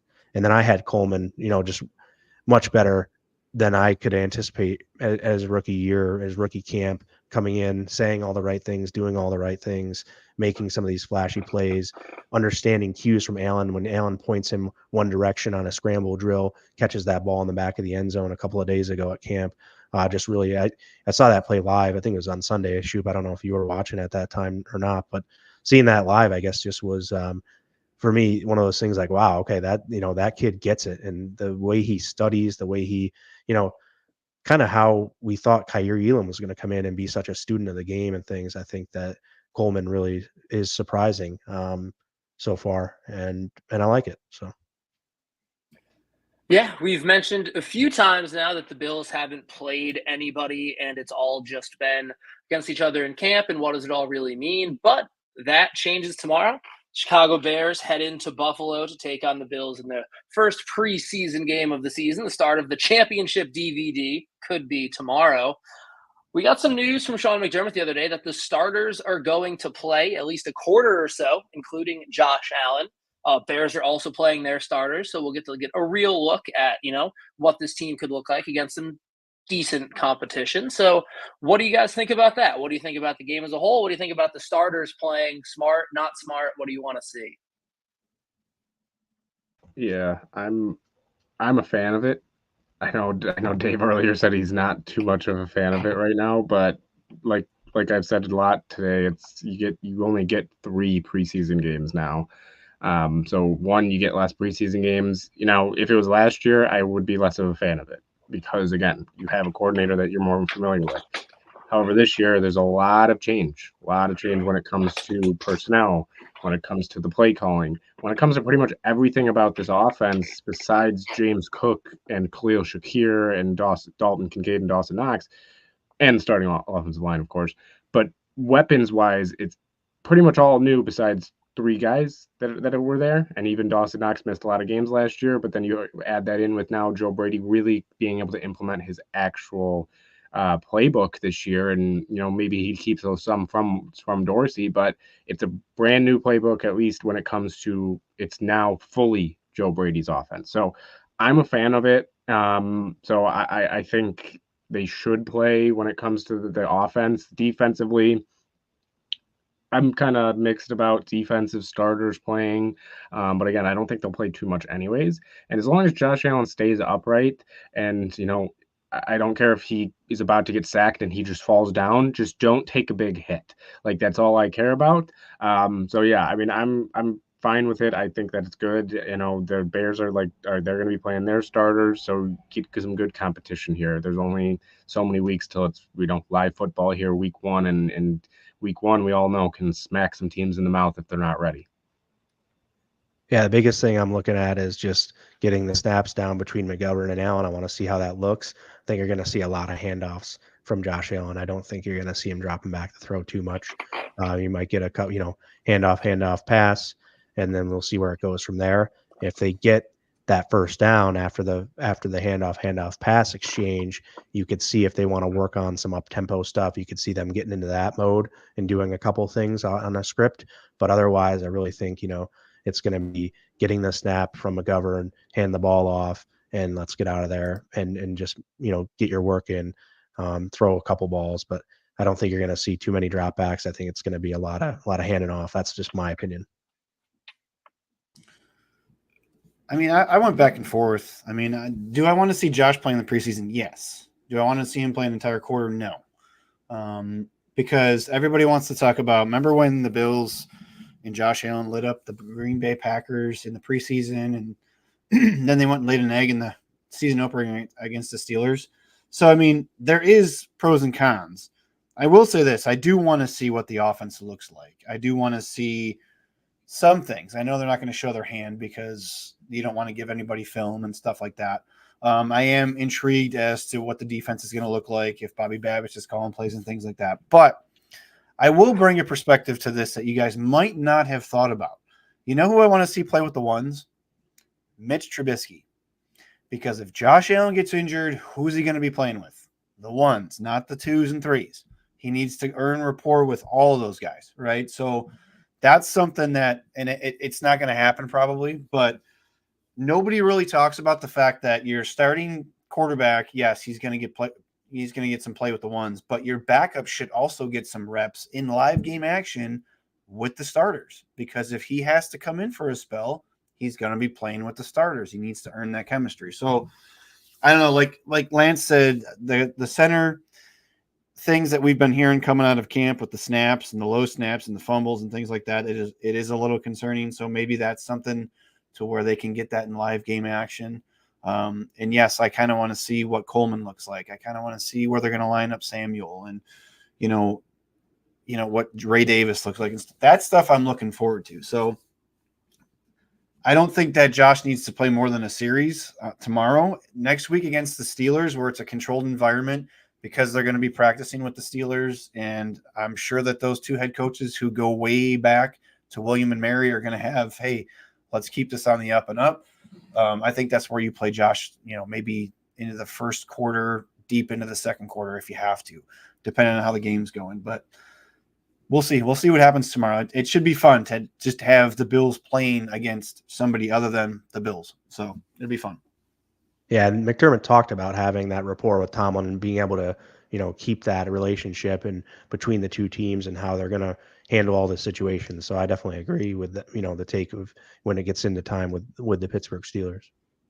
Yeah, and they're also doing some joint practices with the Steelers next week, I believe. So good to see some even more content from the Bills against another team. But yeah, I guess I'm okay with Josh and the boys playing in the preseason. Don't want to see him for long, like we mentioned. But outside of a couple guys, no one in this offense has caught a ball from Josh Allen in a game.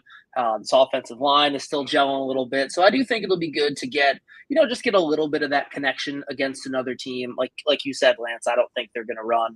We're not going to run like too many of our core plays, but just, basic routes, how Josh throws the ball in the game, probably a little bit more adrenaline, a little more heat on it in a game versus practice. So yeah, get him in there for a series or two, score a couple of touchdowns, hit the showers and, grab a couple post-game beers. I think that's hopefully the plan for tomorrow.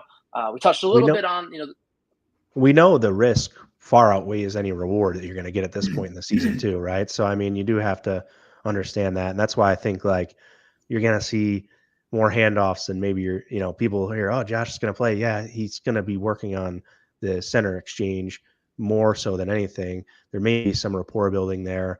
Like I said, you'll hand off third down. But I just really think that with the risk being, so much more than any reward that you can get here, you're really going to be looking for Josh just to get the snaps handled with McGovern and then, get out of there. I don't think, he's not going to be slinging it. And if they do throw it, it's going to be quick out. If he holds on to it, if Josh has to even pump fake once, they're going to tell him, hey, get rid of it. Just get the ball out. And like I said, if he has to and he's about the pocket starts collapsing, if it's past 3 seconds, just fall to the ground. I don't really care at this point. Just don't get hurt. That's all I think most Bills fans care about. Do you guys feed into, and I'm not trying to, take over the show here, but do you guys feed into well, he can get hurt whenever. He can get hurt in a football game whenever, if it's preseason or regular season. I don't like that analogy because I wouldn't feel comfortable if Josh got hurt ever, but I would feel more comfortable if he got hurt in the regular season than look what happened to Aaron Rodgers last year, or 4 snaps into preseason and he's hurt. He's out for the year. Like, I don't know. It's just it's a mentality of like it could have been avoided, I guess, because a lot of things are still going to be sloppy tomorrow, and that's what concerns me. If he played in next week's game against the Steelers in a much more controlled environment, like we talked about, I would feel more comfortable because it's a whole nother week of practice. It's one preseason game. Things might not be as sloppy. Offensive line schemes might be, buttoned up a lot more. Things like that, where I feel like there's more of a risk of injury in the first preseason game, in mistakes in the first preseason game. And I guess you want to iron out those wrinkles now. Like Josh has said, let's make mistakes now, not in the regular season. But I don't know. I'd feel comfortable if it was more towards the regular season than tomorrow. I agree with all that. And I think that's exactly why it's going to be more of the handoff type stuff. And then like Ben said, it's like, okay, let's call this. Like, we're going to get this quick swing pass to Samuel, or we're going to get a slant to Shakir. We're going to get a crosser to Kincaid and get the ball out quick. I think that's definitely going to be the emphasis is like, we don't need to do too much here, get a couple throws to these guys, but it's not going to be necessary to try to go and throw a bunch of passes to guys. Like, if he has more than 5 attempts, I'll be shocked. My only concern with, how you're saying, Dave, like, okay, well, what if the injury happens in the preseason and compared to the regular season is when you look at injuries that happen in the NFL, a lot of them do happen during this time period, training camp till start of regular season. You see a lot of them, right? And it's because when you have that OTA period and then you have a little break, OTAs aren't exactly super tough, and then you just start ramping it up. You get into pads, you get into it, get into everything. Rodgers, I don't believe Rodgers played in the preseason at all last year, if I'm not mistaken. So I think you need those snaps. You need those game snaps, whether it is preseason, because you need to slowly ramp in. And like Lance said, don't force anything. Get the ball out quick or hand it off a lot. But I do think you need these 3 games, and you do need to play at least 2 of them. And I think you could do the first 2 rather than the last one, just because you don't want to then just all of a sudden go into live gameplay where that's where the ramping up happens. When they start ramping up, that's where these injuries start happening, the hamstrings, the pulled muscles, whatever it is. So I do think as much as I get the whole, it doesn't matter whether he gets injured in the preseason, regular season, I'd rather have him get hurt in the regular season.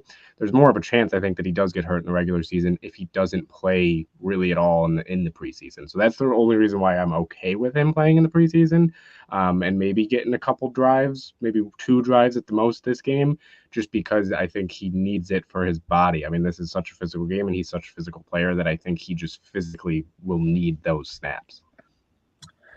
Yeah, I don't necessarily buy into the whole I mean, obviously it's true. You could get hurt whenever, but why add any more opportunities for our star quarterback to get hurt than you absolutely have to? So play him a little bit, get him in a rhythm, do whatever, see whatever they need to see, and then quickly get him out of there. I don't think Josh Allen needs a ton of preseason reps, like a drive or 2 here, maybe a quarter next week, and that's probably enough. Like we mentioned, the Bears are also playing their starters tomorrow. A little homecoming for Tremaine Edmonds and Ryan Bates. Be cool to see the fellas back in town. But pretty good test for the Bills secondary tomorrow for as long as these guys are in, because the Bears receiving core is no joke. They got DJ Moore, who just got paid big time. Keenan Allen, who's a superstar coming over from the Chargers. And then I believe he was the 9th overall pick, Rome Odunze. So a tough test, and Caleb Williams making his debut as well. So tough test for the Bills secondary. What are y'all looking for there? Yeah, I want to see communication more so. Let's see what our second level is doing, and the linebackers as well. How are they communicating? And then you're going to be without the normal chirping and barking of Micah Hyde and Jordan Poyer, getting everyone in position. So who assumes that role? Who can come up and make those calls and step in with that voice and make sure these guys are in the positions they need to be in? That's really going to be obviously I'm not going to hear everything from where I'm sitting, but I'm going to be able to at least see some gesturing and understand, are these guys communicating effectively, and we'll see what the results are as well, I guess, to see how that communication is, because there's no doubt the talent is there to be able to cover the receiving core of the Bears, but they also have to be in the right spot, and we'll see. I mean, it's going to be probably quarters coverage for most of it, not a ton of man to man. They're probably not going to do anything exotic. They might test a few blitzes here or there that they've put in. I've seen in camp, they like to bring pressure from different spots and be able to confuse the offense of where that pressure is coming from. So if they show a little bit of that, that'll be exciting. But I think that mostly it's going to be looking for communication and showing the gestures and things that show that people are getting others in the right spot. And is that going to be Rapp? Is it going to be Hamlin? Is there going to be anybody else stepping in to do that? Is Taron Johnson going to have to do any of that? Is it all going to be on Terrell Bernard, assuming Matt Milano is going to see limited playing time, if any? So, we'll have to see how that all works out. But seeing who kind of becomes that new voice is really in the secondary going to be my where my eyes are. Yeah, I mean, Lance pretty much covered it for me, at least. Yeah, I want to see how the safeties are communicating. Just that's the most important thing, I think, especially with the preseason. Like we even said with the offense, right? Majority of the offense that we want to see is just how is the communication, how is the snaps, how are the small things that are going on, because you want to be able to get the small things down now. The bigger things, like being able to play well in the regular season, right? You don't want to have to worry about, oh, well, this is what we actually meant to communicate. This is, just miscommunications in the regular season are always that much more frustrating, because you do have this time that this is the time to make sure that you have communication down. And with two new safeties back there, that's definitely going to be the number one thing that I'm looking at as well. Yeah, for me too. It's I don't think Milano's going to play at all. Honestly, I think that he's going to sit the whole game. Which could be a good opportunity for Dorian Williams. And it's going to show who the Bills like as that backup linebacker. It's going to be telling to see who gets the first team reps, because I don't believe Milano's going to play. I just don't think he's ready.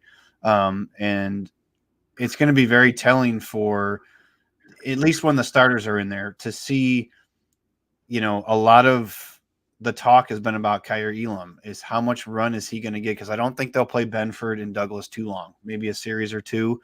And then we're going to see Jamarcus Ingram. We're going to see Kyer Elam. And then, like Shoop said, the safeties, right? What are the safeties going to do? What's DeMar going to look like? What's Taylor Rapp going to look like? And then all the guys after them that are fighting for roster spots. So it's kind of funny that Justin Fields leaves, and then now there's a loaded kitchen full of goodies for Caleb Williams. I think it's kind of crazy that that wide receiving room, if they pan out and he is the guy, they're going to be a scary offense. So I want to see how the Bills' offensive or defensive line matches up against their offensive line. Are we going to be able to get to the quarterback? How mobile is Caleb Williams? What can he do?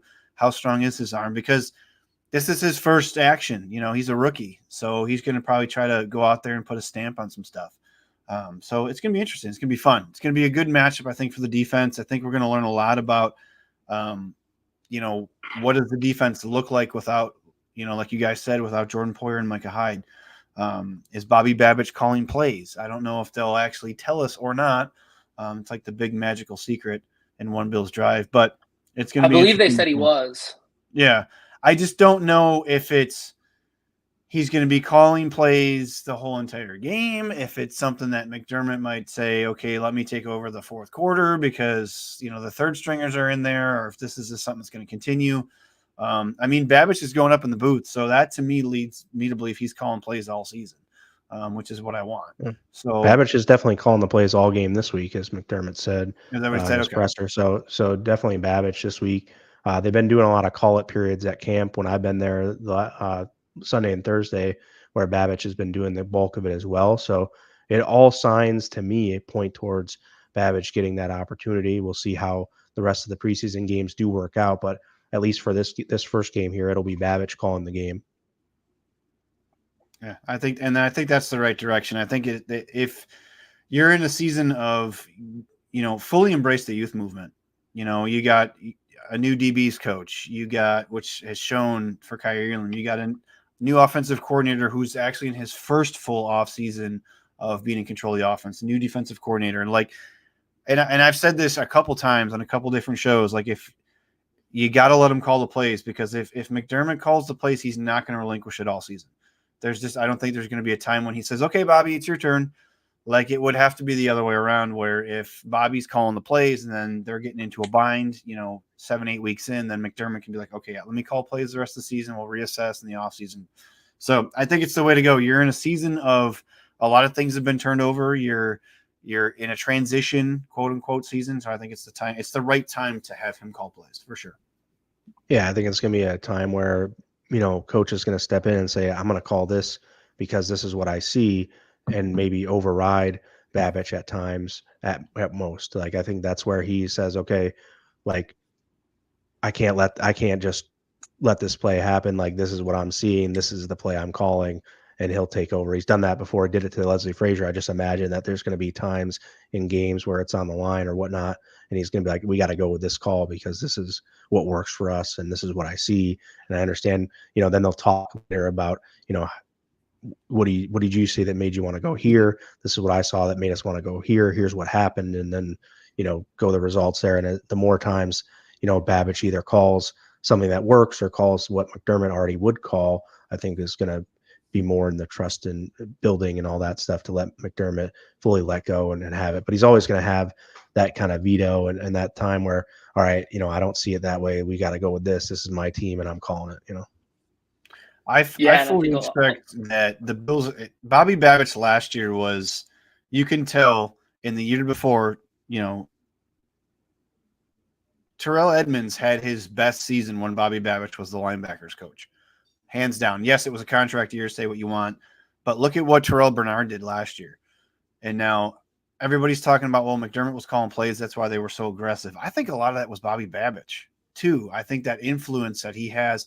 So I'm expecting the Bills to be extremely aggressive up front. I think that we're going to see a lot of stuff that we're not accustomed to. And I think our defensive line and linebackers are going to have a really good year where they're going to come and be aggressive, and they're going to be physical up front. I really feel like the Bills are going to try to be physical up front, which in return, if you're physical up front, might help kind of mask some stuff on the back end, which we're trying to figure out the safety room. We're trying to figure out what that's going to look like. So I think it's all going to work out that way. Yeah, we've talked about it before. Bobby Babich was the safeties coach, and Micah Hyde and Jordan Poyer became All-Pros. Moved down, became the linebackers coach. Matt Milano became an All-Pro. Tremaine Edmonds had Pro Bowl seasons, his best seasons as a pro. Terrell Bernard came from a guy who at this time last year, everybody's saying, why the heck did we pick this guy, to now he might be the best player on the defense when Milano isn't 100%. So, yeah, definitely excited to see a full season of McDermott not having to be the head coach and the defensive coordinator. So I think that was a lot for him last season. And just to touch on one thing you said, Lance, some of that, maybe micromanaging of Leslie Frazier is maybe what made him decide to leave. So hopefully a little bit less of that if Babich shows that he's a solid defensive coordinator, because he's no question a great defensive mind. If the Bills defense is really good this year, who knows how long he'll be around, probably getting some head coaching interest at least. So be interesting to see how that goes this season. And I'm excited for it starting tomorrow, no matter who is out there playing. Right. He doesn't get that role. He doesn't take that job over other jobs if that isn't already there. And there's some conversation about like, yeah, you're going to have this freedom or this ability to take the reins a little bit. I think that, that premise should already have been there upon, making that decision to go with him. Yeah, you would hope so. But with Sean McDermott and his defense, you really never know. Last thing, I know we've gone long tonight. Appreciate everybody hanging out with us on a Friday. Kind of goes into the position battle we talked about, but who are you most excited to see tomorrow? And who do you think has a chance to really maybe grab a roster spot? I'll start. I'm excited to see Balen Spector play. I thought he played really well last season when called upon against the Dolphins, against the Steelers in the postseason before he got hurt. Biggest thing with him, kind of like Justin Short we talked about earlier, can't stay healthy.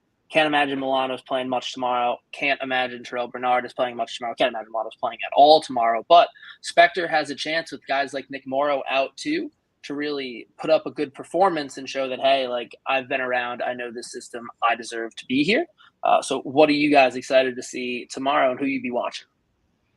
Yeah, I'll be looking on the defensive side as well. Another younger guy, this year rookie, and that's Dwayne Carter. I mean, you guys, Lance, Scott, you guys know I've been raving about him for a while since they've drafted him. I'm really excited to see him kind of see if he can step up in both the run and pass game, see what he can do there. Because I have pretty high expectations for him, and I know we talked about it earlier. My hot take was that I do actually think that Dwayne Carter will end up having a better season than Daquan Jones. Maybe due to Daquan Jones maybe not being able to stay healthy this year. He is getting older, but I do just like Dwayne Carter. I think that he brings something to this defensive line that is a little bit different because of his leadership ability, because of how smart he is as a football player. So excited to see him, see if he can make some plays, get in the backfield, or even if not, just see if he can eat up some blocks and kind of open things up for other players as well. So Dwayne Carter is the guy that I'm going to be watching the closest. All right, I got two. Bray Davis. I want to see him run over some dudes. I want to see him pick up the blitz. I want to see him do some stuff that we've been talking about and seen in camp for the last 3 weeks. And then Tyrell Shavers. Is he the real deal? Is this guy all the hype that we've been hearing about in camp, running all the routes, making all the catches, saying and doing the right things? Seems like he's a really down-to-earth, humble guy. And he's a guy that you want to root for. He's one of those training camp darlings. So those two guys, I think for me, I just overall want to see what this offense looks like, because you're going to see some form of it. Even when the ones aren't out there, you're going to see, Joe Brady's still going to be calling plays. They're still going to be running his formula. It probably will be a little dumbed down, but other than that, I mean, I want to see Von Miller. I mean, honestly, the ones are going to play. Let's see what he looks like. Throw him out there for a couple snaps. I want to see what he's got. And then obviously all the rookies. We all want to see what the rookies are going to do. So I think that's it for me. Yeah, definitely going to watch more of the offense and defensive linemen at this point. I talked a lot about Dwan Smoot earlier, his versatility, seeing it goes really with all the personnel, just where they're lining up. Where are you putting Shakir with Samuel, with Kincaid, with Knox, and how are those guys going out on the field together? Are there any formations, personnel groupings that are interesting? And then how do those plays end up with those personnel groupings out there? Who ends up getting the ball with 22 personnel, or who ends up getting the ball when you've got 4 wide, and maybe probably not going to see an empty set, I hope tomorrow, but like if you do have the empty set with maybe Kincaid nearest the line of scrimmage, and it's basically a 5 wide set at that point. How does that look, and who actually gets that target out of that set? Those are the things that I'm going to be watching just a little bit. But I think with the first preseason game I mentioned before, I think it's going to be a lot of handoffs, and I think that it allows you to really identify how those defensive and offensive lines are going. I don't expect a ton of pass attempts from Josh Allen, and I think that seeing the snap exchange between he and McGovern, and then seeing like how do our guards look in the run game. Are they? Last year we had like a 1.5 yard before touch average on our running game. So are we going to still maintain that spacing and allow the push up front to be had there? I'm not sure that the Bears defensive line is all that good that they're going to be able to make a huge wave, but I also think these guys are all out trying to make rosters right now. So you're going to get more evaluation in this game on the defensive and offensive line than you are throughout training camp and any padded practice that you're going to watch. Do have some in the comments here. We got Javon Solomon was actually a guy that kind of surprisingly I feel like nobody has really talked about so far too much, but he's a guy that actually I saw that comment from John, and that's a guy that I'm definitely also going to be watching out for. Shavers as well. We got Coleman, that other guy, we talked about him as well this show. I mean, he's a guy that I think everybody's going to be excited about week after week.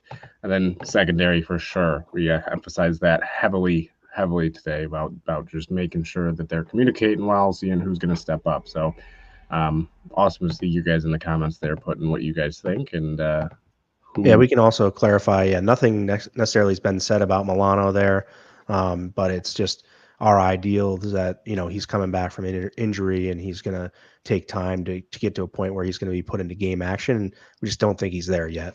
Yeah. Especially if injury that serious. So exactly. I'm gonna throw it out there and say that he might not be ready for week 1. I'm just gonna throw it out there. He looks it's like possible. I don't think they want to rush. That's one player who he's been here and he's going to be here.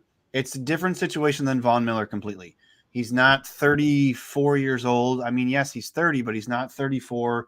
And he's got some football left in front of him still. And he's a huge part of what this team does defensively. And they count on him to do a lot. So if you rush that out and he has a setback, then the mental aspect takes over. And then he will be second guessing himself, the coaching staff. So trust that he's doing the right thing. Trust your trainers. Trust that he's doing the right thing for his body and let him come back when he's ready. That's why you have a Deion Jones. That's why you have a Nicholas Moreau. That's why you drafted Solomon. That's why you have all these guys. That's why you have Dorian Williams. I mean, you have guys that can fill in. We're not looking at AJ Kleins of the world anymore. You know what I mean? So we have depth. And I think it was deliberate. I said it a month ago. I think it was deliberate just in case. Insurance policy. You want to have guys that can step up, and it's a long season. Both Bernard and Milano were banged up last year, and we went into the playoffs against the Chiefs with guys that shouldn't have been starting in a postseason game for the Bills. So it's nice insurance to have. So I don't expect too much from Matt Milano in the preseason, if I'm being honest. And I don't want to sound like, it's doom and gloom, but let's do the right thing and get him back out there when he's ready. Yeah, I agree. Right on. Yeah, I appreciate it. And I guess anything else, guys, if there's any last comments you want to make on the upcoming game, preseason in general, I guess go around. Do you have any kind of last thoughts? Are you betting on anything, Scott? I did hit my first football bet of the season. We're 1-0, which made me thinking, what if I just don't miss any bets this year? So that was pretty cool. I hit the over in the Hall of Fame game, which could almost count as 2 wins because I hit the over and they called the game in the third quarter. So let's hope that streak continues. I don't think I'm going to take anything tomorrow. I don't ever bet on the Bills anyway. I'll do some player props, but I try not to bet on my favorite teams. But I will probably be taking some preseason overs just because I'm watching them and it gives me something to root for. But, we will see a little bit of the Bills on Hard Knocks next week. If anybody watches that, because the Bears are the Hard Knocks team. So we'll get to see, maybe the last 5-7 minutes, something like that, of a little bit of an inside look at the Bills from the Bears' perspective. So that'll be cool to see. Yeah, I mean, it's nice to see that it's back. We're less than almost about 15 hours away from first. Say it with your chest, Ben Shoop. Yeah, we're got back, baby. We are. Well, hey, I'm not going to get too pumped about a preseason. Right? I'm excited we're back, but until it's week 1 of the regular season, then I'll that show I'll start getting going there. But no, I mean it's awesome to see. Gonna be exciting to see a lot of these guys, even if they aren't on a Bills roster come week 1, to see if they can even find a way to another roster. We've seen it year after year, especially with Brandon being rosters. A lot of these guys that don't make the team do end up going elsewhere and playing for other teams as well. So I'm just excited to see a lot of these guys, the rookies, the undrafted free agents, the new additions. It's cool to see these guys in the uniforms. It's going to take a little bit getting used to with some of the new numbers, that's for sure. But it's definitely exciting, and we're finally here, and it feels like it's been way too long, but we're getting there. Yeah, the aura around the team is different.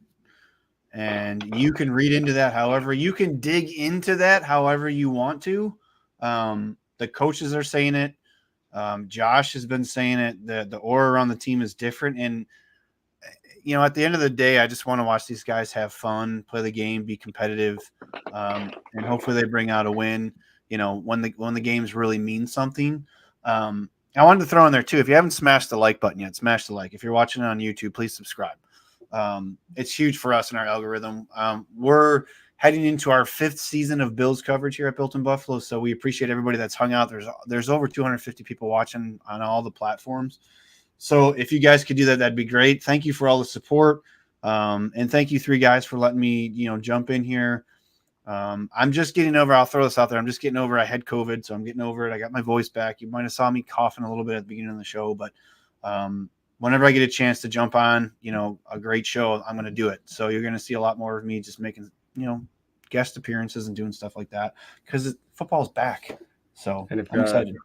To jump on to Dave there real quick, if you're also on YouTube, hit the bell, hit that bell. It will notify you anytime we go live, anytime we post a video, anytime there's a short, anything.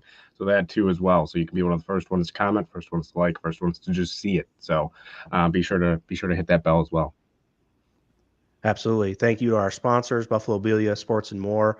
I dropped the link in the comments there. If you scroll to that, head over to their Facebook page there and check out all the memorabilia they have. Great stuff over there that Frank's doing there. And obviously, the official energy partner of Built in Buffalo is Monster Energy. Shout out to them. You'll see that all over us. And then shout out to the Big Tree Inn.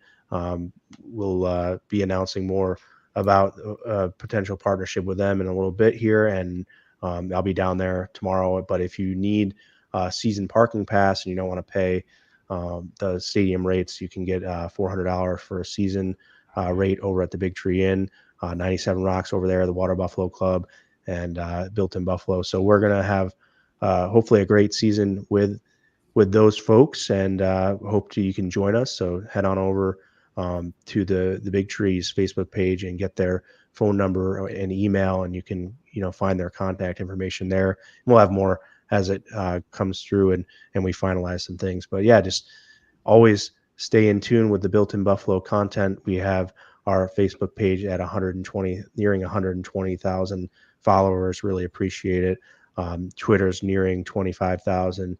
IG, we have like 33,000, I believe, in there, and just growing this thing. So really appreciate the support from everybody. Check out all of our great content creators throughout the week. We got shows every night of the week there, and we have some Twitter Spaces on Tuesday to fill the void for that day. So head on out there, check out the BIB social medias, and check out all the great Bills content. And appreciate everyone's support. And with that, we'll say go